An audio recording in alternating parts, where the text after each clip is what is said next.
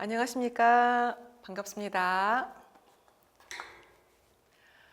자, 이번에 마포고 1학년 1학기 중간고사 시험을 제가 분석을 해드리겠습니다. 저는 강대영어 김경아입니다. 예, 저는 마포고를 전문으로 가르치고 있고요. 예, 강대영어 김경아로 열심히 지금 가르치고 있습니다. 네. 자, 이것은 뭐냐면요. 제가 여기 강대에 와가지고 마포고 학생들을 가르치면서 그동안 입시 실적이 있을 거잖아요. 이걸 쭉 적어봤는데요. 예, 최모군이 카톨릭대 의대를 갔고, 자, 의대 총 3명, 또 김모군이 서울대 갔는데 서울대 2명, 신모군이 연세대 갔는데 연세대 3명, 정모군이 고려대 갔죠. 1명. 이 밖에 또 다른 실적들이 있지만 이만큼만 적어 보았습니다. 자, 이제 실제로 이제 범위를 말씀드릴 텐데요. 범위는 교과서가 1개과가 나왔습니다. 이게 본문만 나오는 거고요. 그리고 이제 두 번째로 23년에 봤던 3월 모의고사에서 그 모든 지문이 나왔고요. 또 26년 3월 모의고사에서 또 상당히 나와가지고 합하면요 35지문이 출제됐습니다. 꽤 많았죠. 그리고 워드마스터라는 그 어휘 부교재가 있습니다. 그 부교재에서 520단어가 나왔습니다. 근데 이 어휘 부교재가 상당히 중요했었어요. 예, 이따 보여드릴게요. 자, 100점 만점으로 볼 때 교과서에서는요 6점이 나왔습니다. 어떻게 나왔냐면은 교과서에서 한 3개 문장 정도의 빈칸을 뚫어놓고 한글 번역에 맞게 이 빈칸을 채워라. 그 빈칸에 앞머리 글자 있잖아요. 뭐 A, B 이런 걸 줘가지고 빈칸을 채우는 식으로 서술형으로만 6점이 나왔고요. 다음 모의고사에서 그러니까 그 23년 모의고사랑 26년 모의고사 합해서 63.3점이 나왔습니다. 많죠? 그런데 더 놀라운 게 어휘부교재입니다. 어휘부교재에서 30.7점이 나왔습니다. 이게 굉장히 큰 뭔가 열쇠를 쥐고 있는 그런 부분이었습니다. 자, 그래서 교과서를 제외하고 모의고사하고 어휘부교재를 합했을 때 약 94점 배점이 되었기 때문에 약간 수능 지향적인 부분이 보였고요. 특히 이제 어휘부교재에 한해서만 이 속에서 객관식이 10문제나 나왔어요. 그리고 크로스워드 퍼즐이라는 서술형이 나왔는데요. 이 둘 다 쉽지 않은 부분이었습니다. 자, 실제 보여드리면요. 자, 객관식 21번입니다. 여기 definition이 뭐냐면요. 영영풀이의 정의예요. A calculation of the value, size, amount, etc. of something made using the information that you have, which may not be complete. 자, 이 자체가 어때요? 이 자체가 하나의 독해입니다.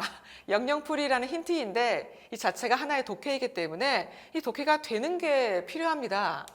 그리고 그 다음에는 예문이 있죠. The contractor provided a rough 빈칸 of the total cost 등등등 나와 있고 1번 estimate, 2번 attribute 이런 식으로 예문이 보기가 있는 건데요.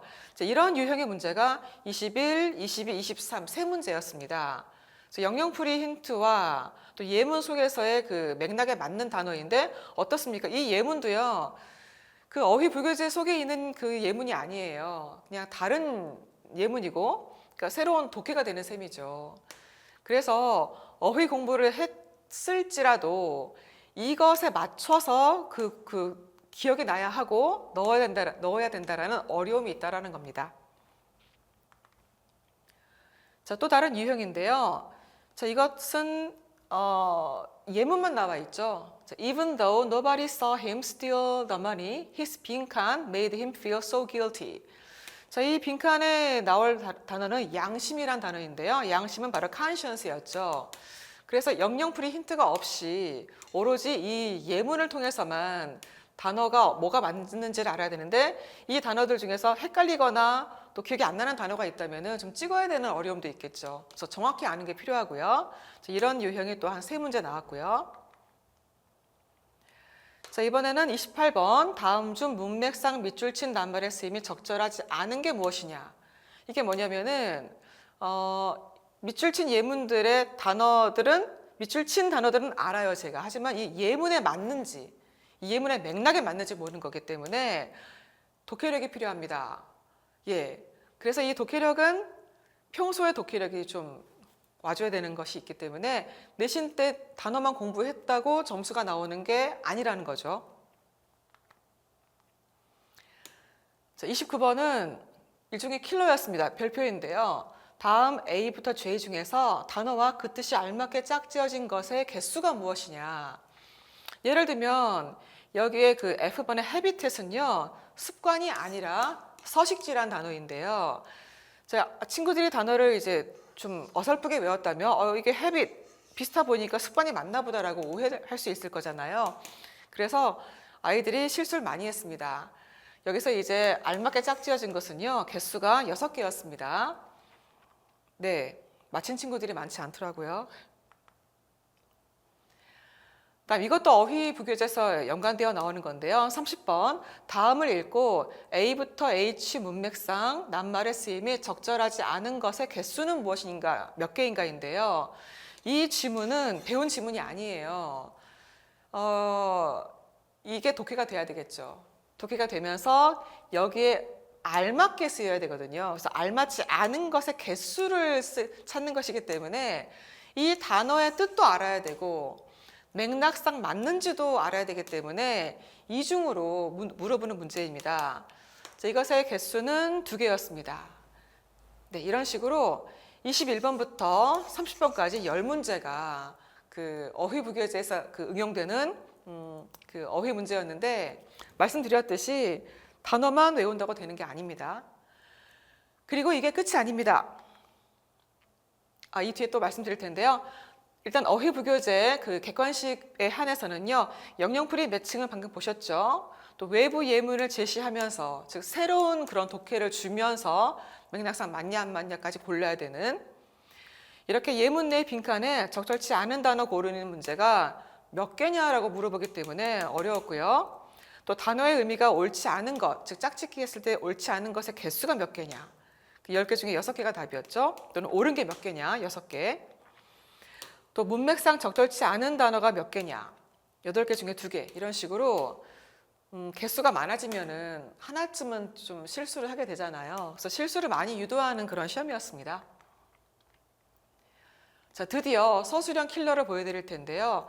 자, 이 크로스워드 퍼즐 역시 어휘 부교재에서 출제를 하는 겁니다.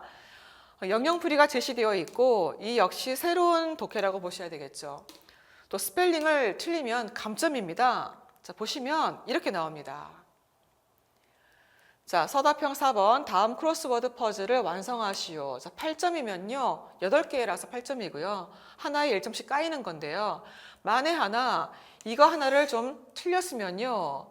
여기에도 지장을 주게 돼 있어요. 여기에도 또 여기에도. 그래서 하나하나 틀리는 게 하나 틀리는 걸로 끝나는 게 아니라 한 2-3개로 이어질 가능성이 높습니다.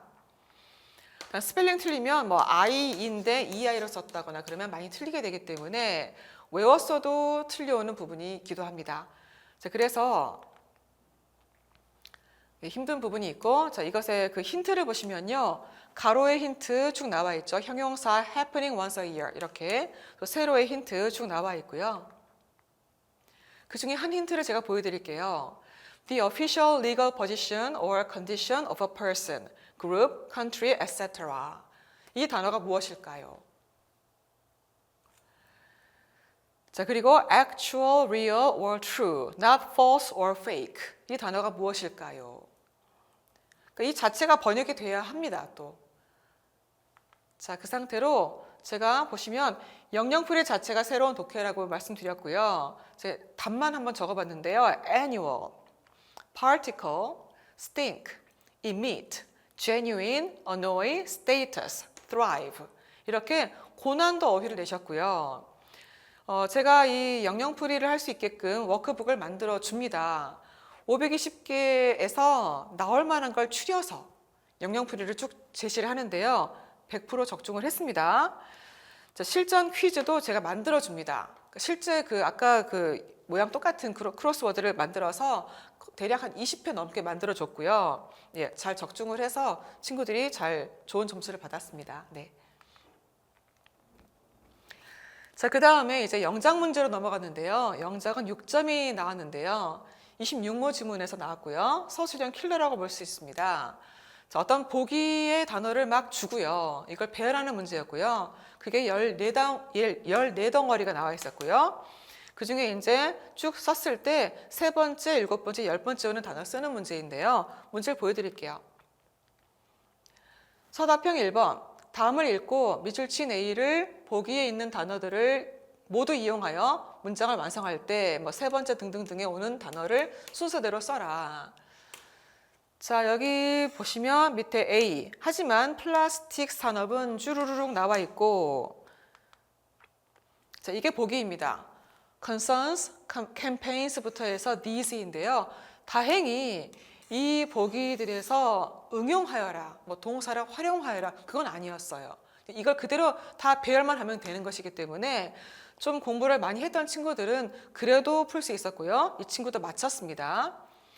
자, however, the plastics industry 뒤에 was quick to counter these concerns, launching campaigns that 쭉 하시면 presented recycling as the solution. 이게 길잖아요. 이걸 다 배열한 다음에 그 중에 세 번째 was quick to를 써야 되겠죠. 다음에 또 launching that 이렇게 세 개가 답이었습니다. 자, 그리고 항상 나오는 문제인데요. 빈칸 채우기가 나옵니다. 빈칸 채우기는 전 범위에서 출제가 되었고요. 즉 교과서와 모의고사 2개 다 나왔습니다. 서답형이 다음 영작을 완성하시오. 10점 배점이죠. 반드시 빈칸에 주어진 철자로 시작하는 단어를 적을 것. 자, 보시면 이 한글 번역이 있고요. 그리고 빈칸이 있는데 여기에 A가 적혀 있잖아요. 빈칸 앞에. A로 출발하라 그런 뜻입니다. 이렇게 해서 A, B, C, D, E까지 총 5문제가 나왔습니다. 그렇게 해서 한 개에 2점씩 했는데요. A, B, C가 이제 교과서였고요. 나머지 2개가 모의고사였습니다. 자, 이렇게 빈칸 채우기는 5문장 10점이었고요. 그럼 어디서 낼까요? 보통 좀 주요한 표현이 있거나 어법이 있거나 구문과 어휘가 있을 때 좀 약간 어려운 게 있는 부분들을 많이 내십니다. 자, 그러면 다 외우는 게 필요하긴 한데요. 그래도 이해가 되면요. 외우는 게 조금 더 수월하겠잖아요. 그래서 이해를 바탕으로 선별적으로 중점 암기를 하고요. 또 암기했다고 그게 끝까지 갑니까? 복습을 해줘야죠. 네. 이렇게 제가 제작해 놓은 자체 제작 워크북으로 열심히 공부를 했고 이 덕분에 점수를 잘 받았습니다. 자, 이제 또 중요한 문제인데요. 어법 틀린 것을 고르기 문제가 있는데요. 이게 이번에 변조가 되어 나왔습니다. 문법이 변조되면요. 답이 없거든요. 진짜 힘들거든요. 이렇게 하면요. 실수를 할 수밖에 없습니다. 그래서 유연한 대처가 필요한데요. 문제를 보여드릴게요. 자, 다음 글에 밑줄 친 부분 중 어법상 틀린 것이 무엇인가인데요. 1, 2, 3, 4, 5. 다행히 5개입니다. 자, 그 중에서 여기 보시면 4번에 위치가 보이잖아요. 이게 실제 원래 지문에는 that이었거든요. That many working people worry they are in now. 자, in의 목적어가 빠져있기 때문에 이 that은 목관대입니다. 목관대. 목적격 관계 대명사인데요. 이것을 which로 바꿀 수 있겠죠. 그렇죠? 그런데 본문과 다르게 나왔으니까 틀렸나 보다 라고 걸려들 수 있다는 거죠.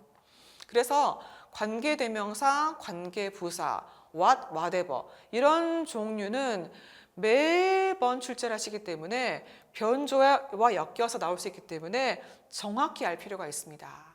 문법에 대한 점검이 진짜 필요합니다. 자, 그리고 이제 다가올 기말을 또 예상해 보자면요. 이 개수가 모두 고르쇼가 될 수 있어요. 그러면 한 2개, 3개까지 올라갈 수도 있습니다. 예. 이렇게 좀 철저히 대비를 해야 되겠죠? 자, 그리고 이제 서술형으로 볼 때 어법 틀린 것을 모두 찾아 고치는 문제가 나왔는데요. 밑줄이 없었습니다. 밑줄이 없어요. 그러니까 이게 시간 압박감이 좀 있는 킬러 문제가 되어버렸는데요. 자, 보시면 서답형 3번 다음 글 A, B에서 어법상 틀린 것을 모두 골라 바르게 고치시오. 6점으로 되어 있네요. 6점이면 보통 이제 3개가 나올 것이다라고 볼 수 있어요. 하나에 2점씩. 네. 때로는 뭐 한 개의 1점에서 6개가 나올 수도 있는데요. 그런 경우는 조금 드문 케이스입니다. 자, 조건이 나와 있죠. 이렇게 뭐 틀린 부분에 앞뒤 단어를 쓰라고 돼 있고요. 또 틀린 것을 또 고치면은 또 그러니까 엉뚱한 거 고치면은 0.5점의 감점이 있습니다. 자, A 지문이 이만큼이고요. B 지문도 이만큼 있는데요. B 지문은 제가 이제 보여드리진 않았습니다. 자, A 지문에 틀린 게 2군데 있었고요. B 지문에 1군데 있었는데요. 자, 보시면 밑줄이 없습니다. 그래서 꼼꼼하게 처음부터 읽어가야 돼요. 쭉 보다가 어딨지 하고 안 보이면 또 다시 봐야 되겠죠. 그래서 한번 볼 때 꼼꼼히 보면서 바로 나와야 돼요, 답이. 자, facing이 아니라 faced가 답이었고 여기가 has been이 아니라 have been이었거든요. 주어가 좀 멀리 떨어져 있었기 때문에 주어와의 수일치를 물어보는 것이었죠. 자, 그래서 방금 했었던 그 문법 고치는 부분은 고르기와 더불어서 문법이 얼마나 중요한지를 보여주는 그런 사례라고 볼 수 있습니다. 자, 이제 다음 얘기해 볼 텐데요. 지문 짜임새가 중요합니다. 5문제로 12점이 나왔는데요. 이게 뭐냐면은 ABC 순서 배열이에요. 수능 유형으로. 그러니까 어느 한 지문에 첫 문장만 제시를 한 다음에 그 뒤에 나오는 그런 그 문장들을 막 섞어 놓는 거예요. A, B, C로. 그랬을 때 이제 알맞는 순서를 배열하는 거. 자, 또는 전체 문장에서 어느 한 문장만 뜯어다가 다시 끼워 넣는 거. 문장 삽입 문제. 이런 식의 바로 문제가 지문 짜임새 문제인데요. 많이 나옵니다. 자, 기말할 때는요. 더 어렵게 나올 수도 있습니다. 예를 들면 서술형으로 거의 6, 7문장을 아예 다 흐트러 놓고 배열하라는 그런 문제가 나올 수도 있는데요. 제가 보여드릴게요. 일단 이게 이번 중간고사 문제로서 A, B, C 배열 문제였고요. 그리고 이게 예상하는 문제인데요. 이게 실제 작년 기출이에요. 보시면요. A부터 G까지 무려 많은 그런 하나하나의 문장들인데 이것의 첫 문장조차도 여기에 들어있어요. 첫 문장이 위에 제시된 게 아니라. 그래서 첫 문장 포함해서 그냥 싹 섞어 놓은 것이고 이것의 답은 B번에 C, F, B, G, E, A, D 이걸 다 순서 배열을 하는 것이거든요. 그래서 이런 문제까지 나오기 때문에 최악의 시나리오인 이 문제를 대비하는 것이 약간 쉬운 문제라 할지라도 풀 수 있는 그런 법이 되는 거예요. 그래서 기말 때는 이런 문제까지도 예상을 하는 식으로 공부를 해야겠습니다. 저희가 다 외웠거든요. 한 문장 한 문장씩 대비를 적중했고요. 앞으로도 그렇게 할 것입니다. 자, 이제 이번에는 분야별로 한번 분석을 해드릴 텐데요. 어법이라는 분야는 누구나 어려워하죠. 이렇게 고르기 고치기 문제로 26점이나 나왔는데요.